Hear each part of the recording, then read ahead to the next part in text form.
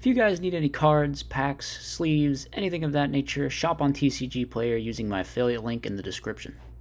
What's good, YouTube? The top 8 lists for the latest format library tournament have just been released after, I think, a bit of a delay due to some DB exploit that was discovered this week. I didn't really follow the plot of whatever that was, but that's kind of why this stuff has been pushed back. We still haven't gotten to the top 8 from the World Championship qualifier. This is actually a different tournament. This is one of those peak of the beak multi-day things, but I will be getting to you with coverage of the top 8 of the World Championship qualifier whenever or as soon as that is up. For now, we're going to be going over the top 8 from this sort of smaller other multi-day tournament. Some interesting things I saw just from taking a cursory glance at some of these deck lists. So starting off with first place here, we have Hero Frog, which all these lists are kind of converging and starting to look alike, but there are key differences. This one is on the Super Poly with the Raptinus, which we've seen lots of hero decks doing that, just because the Gemini thing exists, and you can lose to it if they have like their combo and stuff. So I get that. This build's on Uni main. I think Uni main is very solid. I definitely support that decision. The heroes, they pretty much all play these 5, right? Stratos, Alias, Ocean, Malicious Edge, and the Prodigy. They're on triple fader with 1 T-Roar. I think most people play either 2 or 2 or 3 and 1, so that seems pretty... maybe someone out there plays like 3 and 2, I don't know. It seems like a little bit excessive to me, but Frog lineup, all standard. The Monarchs, they're on 1 Junk with 1 Ryza is in terms of like their additional sort of plays. I think this is pretty much what a lot of people have been playing in here, because like you don't need so much gas when you have Triple Miracle, which of course they do have. And then the spell lineup is pretty standard. 1 Econ, 1 Solex. I think one of these is each like kind of okay as ratios. I've always thought Econ's a better card than Solex. I think Solex is a card you don't even necessarily have to main in Frogs if you don't want to, but it's not terrible either. And then the extra is pretty standard. So, yep, that was first place Hero Frogs. The list definitely looks solid. I mean, Hero Frogs is one of the best decks out there and has been for quite some time, so not too surprising to see it coming in first place. Let's see what came in second here. Oh, also Hero Frog. All right.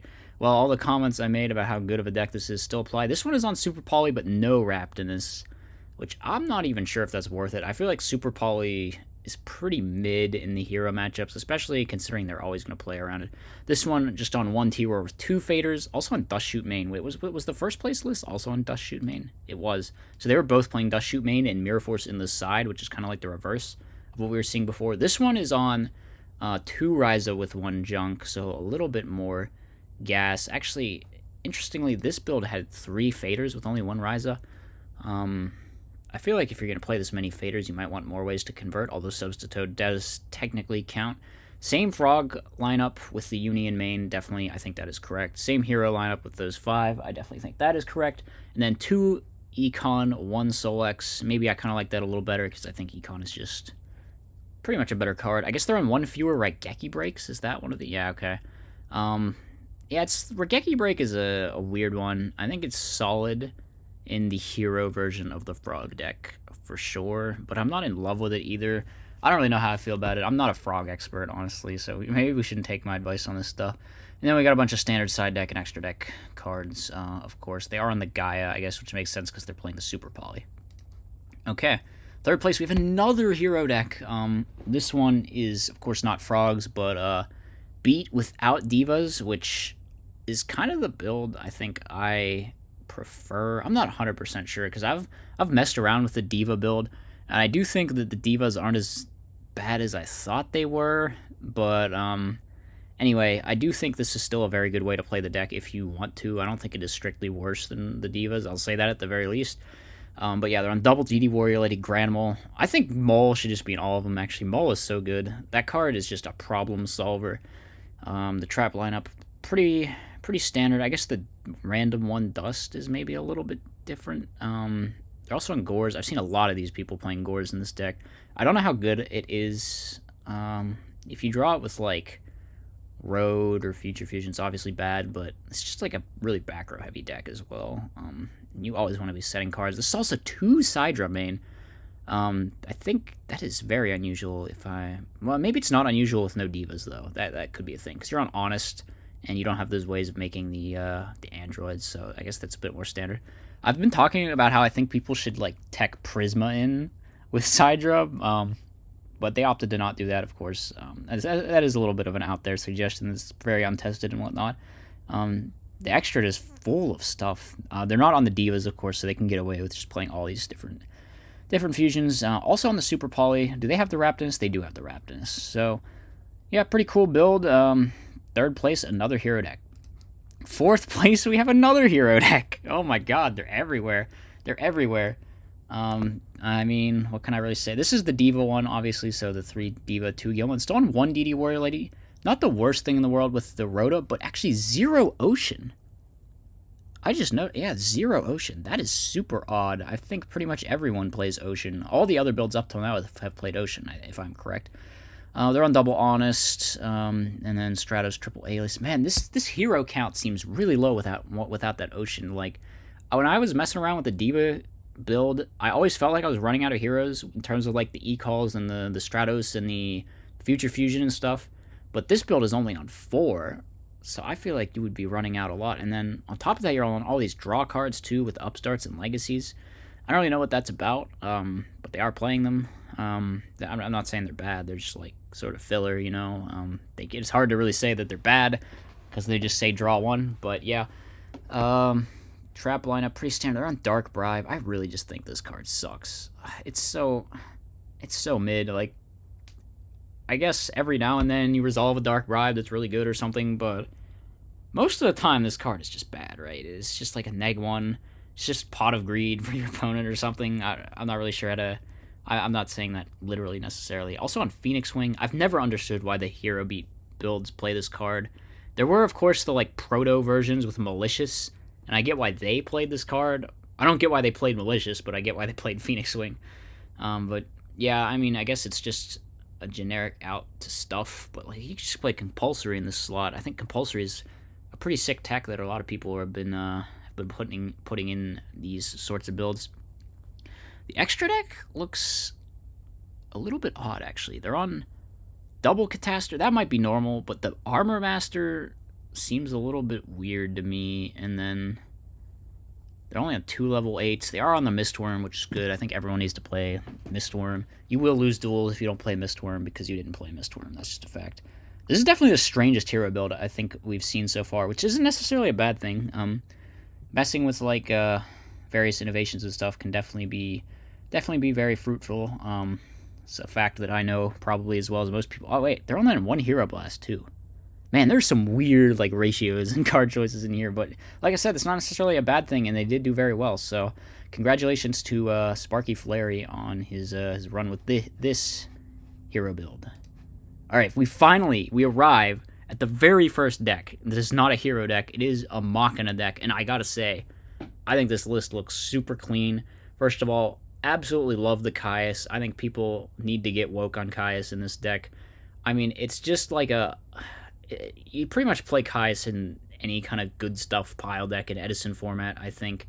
It's just like one of the best, if not the best, sort of generic monster that exists in Edison format.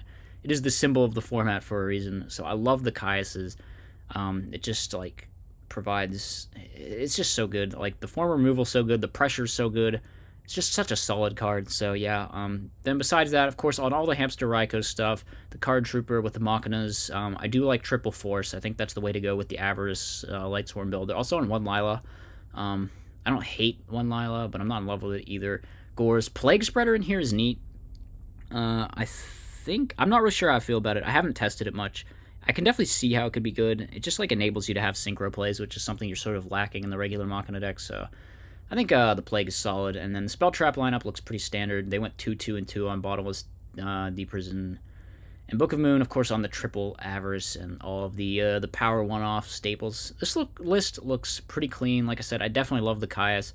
And then like the ratios with the Hamster Raikou and the Machinas, I think are all very, very solid, very correct. So good job. And God, it's another hero list. This time Indicud. Hashtag hate Indicud. Man, I should clip that out of the video. They've got Also the one Warrior Lady in this build. Also the one Warrior Lady. So I think this is the second one that we've seen with 2 Warrior Lady. This one is on the Ocean in the main, though. I feel like you should play the Ocean in the main. I'm not 100% sure. Like I said, I played this deck a lot in like testing and stuff, and I was running out of heroes like frequently with like I would draw dead e-calls and stuff. And if you're not even gonna have Ocean in, I mean, Ocean just is like a good card, right? You summon it, you protect it. It's like super threatening, actually. I feel like it comes up in a lot of games where having Ocean is really good, so glad they're on the Ocean. Besides that, all the standard Diva, Honest, also Gores. Pretty much every Hero Beat build seems to be playing Gores these days. Triple Gemspark, they are on the double Hero Blast. No Super Poly to be found anywhere in this one, though. I think that is a pretty major difference, but otherwise the extra is pretty standard. They are on the Gishel Nodon. Oh yeah, they're on double Android and double Catastrophe. They're on 5 level 5s? Dude, you can only make 3 of them. Oh man, surely 5 is too many, right? Am I wrong? Am I mistaken in that assessment? Damn, that's a lot of level 5s. I mean, the list looks pretty solid to me. They are on the one Dust, which I think the third place deck list was also on. I don't hate Random Dust Tornado. I think it is a solid card. I try to avoid putting it in decks because first of all, I play decks that have a lot of in-engine removal, so that's kind of a different thing. But I just don't want to run into frogs with this kind of stuff in my main, you know. But I guess a lot of people have taken the approach of just like, I can lose game 1 to frogs and it's fine because we'll just win post board, and I don't think that is an illegitimate way to approach the matchup because definitely seems to be the way that pans out. So just another Hero Beat list by Indicud making top cut here. All right, 7th place list, we have a zombie list. Actually, more specifically, we have an Ultimate Offering zombie list. So that's pretty cool. They're, of course, on the Ill Blood to go with the Ultimate Offering on 3 Turtle with 2 Tomato. I don't know what I never understand what's going on with the recruiter ratios in zombies, but I assume there's some, like, math behind it. They're on Trag but no Gores, which is unbelievably based. And correct, of course, because of Ultimate Offering and Starlight Road and all that. I mean, there's like just a lot of stuff, a lot of set cards in here. I feel like Gores would never, ever be live. Otherwise, double Kais, of course, standard. The Divas, the Dad, the Goblin Zombies. Yeah, all the zombies, all the standard zombies, and then Sangan, I guess, to go with the tomatoes. And then the Spell Trap lineup looks pretty standard outside of the Ultimate Offering stuff. They're on double Dust. I think Dust is very good in zombies. You definitely want it in there. And then you can also use it to set your Ultimate Offering, which is a major reason to play it. In these kinds of decks. Only on 1 Book of Life.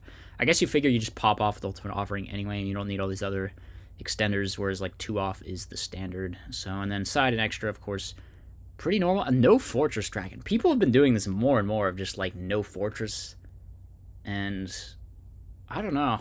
I think Fortress is pretty good, but I've definitely been seeing it, especially in value builds, or just like, I guess maybe just decks that feel like they don't have enough extra deck space or something, or just opting to cut Fortress. But like I said, I'm pretty skeptical of that. I think Fortress is very good, but definitely the Ultimate Offering zombie list is a force to be reckoned with, and not really surprised that we saw a version top. Okay, 8th place, it's another hero deck. Wait, this person is also named Sparky, but it's not the exact same list. Okay, they're not on Legacy. They are on the Ocean. They're on 1 Gilman, which is unusual, but I don't despise it, I guess. I'm not really sure I've been memeing about how people should actually play 3 Gilman.